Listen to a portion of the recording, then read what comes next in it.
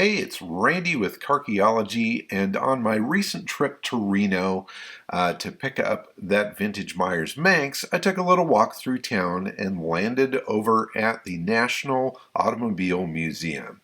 This is the William Herrera collection, and it is absolutely spectacular. Just as you come inside the door, you're greeted with some Ed Big Daddy Roth cars and memorabilia. On the other side of the lobby, there's some other Roth cars and stuff from that era of pop culture when it comes to hot rods. The Cyclops from Road and Track fame is there, as well as some other fantastic, crazy, just wacky stuff. Inside the museum, I saw this drawing of a Mercedes, reminded me a lot of my own. In the workshop, they were working on the Dymaxion. This is the Gerari, a Ferrari-powered Jeep. Go figure, that was one of Bill Herrera's favorites apparently.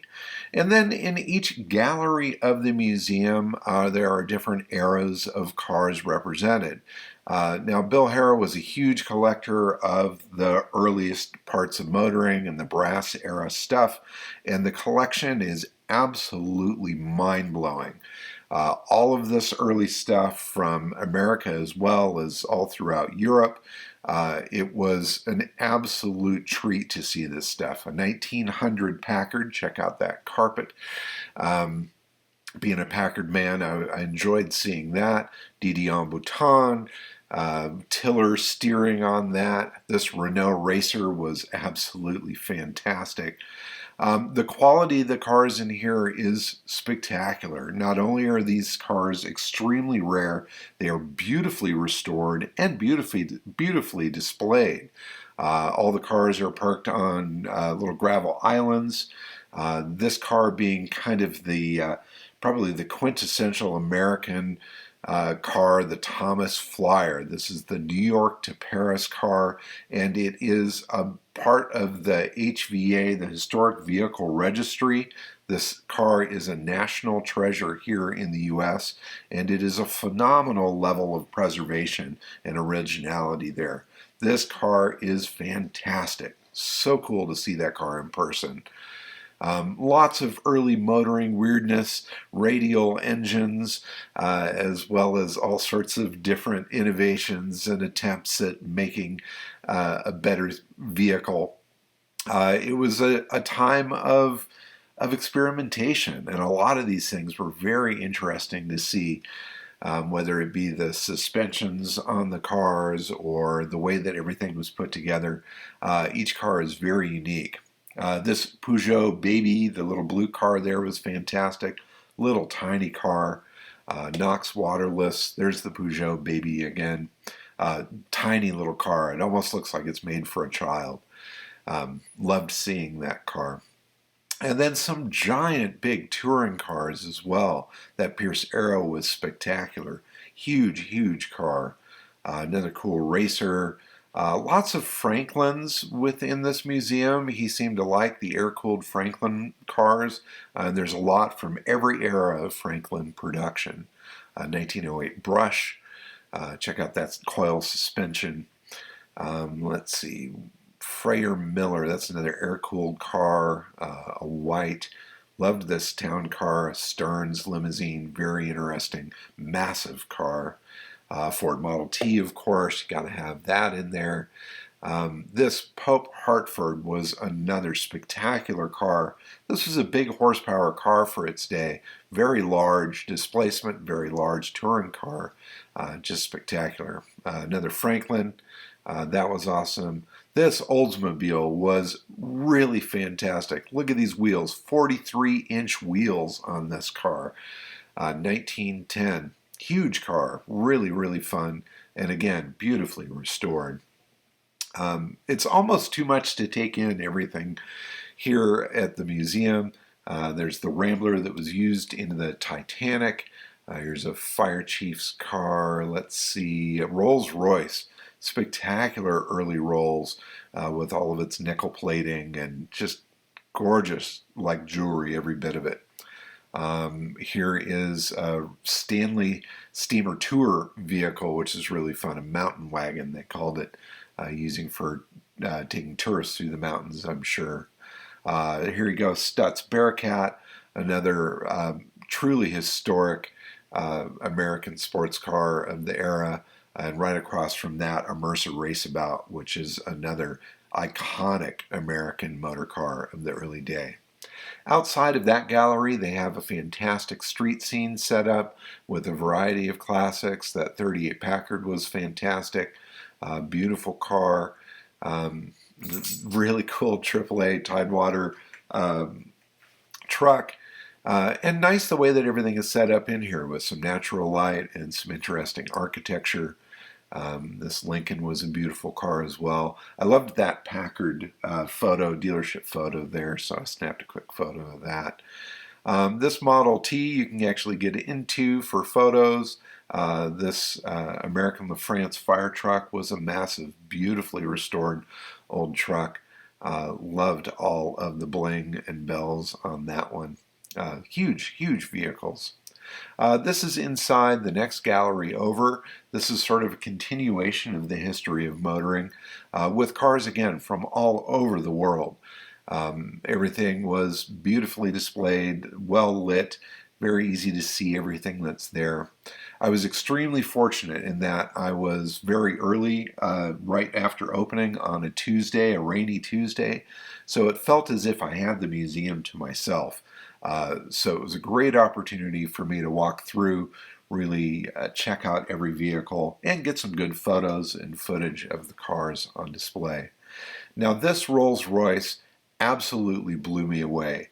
Its copper-clad body, just polished to a jeweler's shine. That engine compartment, my God, will you look at that thing.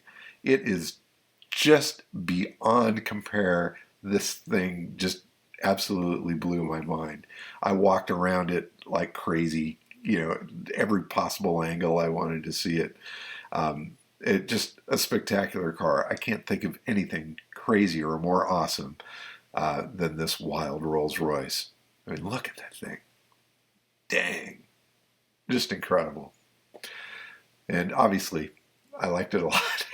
And again, more fantastic cars. This town car here was a spectacular car. Another very big car. Loved the overall shape and size and everything of that. There are some displays like this 27 Lincoln engine where you push a button and you can see it operate this nice cutaway thing. And I think there were 2 or 3 of those throughout the museum. So a great thing to bring, well, kids of all ages to, I would say. Now, none of the cars are roped off, but the area is watched very carefully. You need to stay on the path. There's no climbing on the vehicles. There's no getting into any of that. Obviously, I know that, but if you're bringing young kids to this museum, you got to make sure that it's a look, don't touch situation. They had a display of NASCARs there that I understand is a rotating display. Those are going to be leaving soon and making way for something else. But you may be able to catch that if you make a trip to Reno anytime soon. Really fun to see those colors and those very recognizable NASCAR hero cars. Early electric car, a Detroit Electric 1914. There's a gold DeLorean, cool little BMW motorcycle. And then this other aisle of spectacular race cars. 55 Ferrari was a spectacular car. This thing was fantastic. A Curtis from 55. Really, really neat car and neat details. This was a fantastic one. Don Garlett's dragster. You've got this 2008 Suzuki that went 190 miles an hour. Looks like a little Miller race car, cool Porsche. That was a bizarre thing. Here's a La Carrera Panamericana race car, Lincoln. Got a Superbird. There's a jet-powered car here, the Flying Caduceus. Loved that thing. All that land speed record stuff is just spectacular. 359 miles an hour in 1960. This room here is one that they use for special events, and throughout the outside of that space they had some other fantastic cars. The Lana Turner Chrysler Newport was a spectacular car to see. This Gulf McLaren was another fantastic car. 70s Can-Am, absolute beast of a car. Let's see, they had some movie cars. They had Cars of the Stars. You had Frank Sinatra's Dual Ghia. You've got a Lincoln that belonged to the president. You had Kit, of course, with David Hasselhoff cut out. Another DeLorean, one from Back to the Future in full array and full display, which is really fun to see. Lots of great details on that. They had Elvis's Cadillac. They had the Batmobile in its own little bat cave. Here's Elvis's Caddy. Pretty swanky looking ride with big old flashy lights. Now working my way over to another one of the galleries. You walk through this garage space area and into this fantastic showroom of cars. Some of the most spectacular cars to me were in this room just because of the era of them. That one right there, the Phantom Corsair, being one of my favorite cars of all time. Now, the last time I was at this museum, I was a little tiny kid. In fact, it was before it was the National Auto Museum, and it was still Harrah's. And my dad had all the books of the Harrah's collection. And so a lot of these cars were ones that I knew from my childhood through these books, like the Aero car there. And so seeing these cars live and in person was really a fun treat. Nice auburn boat tail, this Cord, again, the Phantom Corsair, truly my favorite car ever. If I could have taken any one of the cars in the museum home, it would have been this one there. That car still looks futuristic today, despite being made in 1938. Just wow. I even bought a t-shirt of that one. Hispano Suiza, here was a fantastic Mercedes. Of course, with my eyes on the Mercedes in the garage right now, what I'm working on, it was fun to see that spectacular car and its restoration. Now, obviously far beyond what mine will ever be, but still fun to see. Let's see, a Delahaye, another spectacular car. I love the flow and the design of that body. Here's an early custom with the Packard grill in it. I thought that was really cool. A couple of big Lincolns. Here's a 46, I think it was, or 47 Beetle. Nice restoration on that car. Very cool to see that. There was also a 1950 Porsche, which is an extremely early Porsche to see here. And that looked like a beautifully restored car. Super cool to see that car there. Cool go-kart. 56 Chrysler was a neat ride.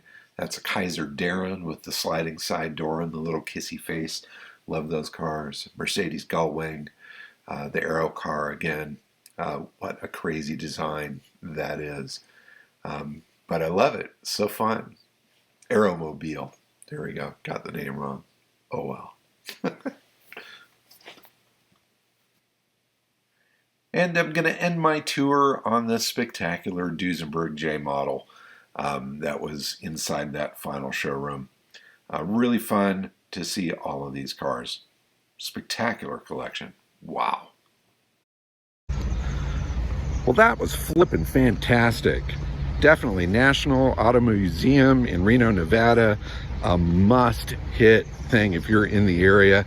That slowed down my progress, but it sure sped up my mind. There's some amazing machines in there. Awesome. Definitely check it out. For more information on the National Auto Museum, visit automuseum.org. And I'm going to end this video with a quote from Bill Herrera. Few material things have been as important to America as the automobile. The manufacture of the automobile was the root of our individual growth. We are all tied to the automobile by history, by business, and by emotion. The automobile deserves to be preserved and remembered. And truly, it is here at the National Auto Museum. Thanks for coming along with me on this tour. I hope you enjoyed it. And please donate and be a part of the National Auto Museum and all of their causes. Fantastic stuff. Thanks for watching. Bye-bye.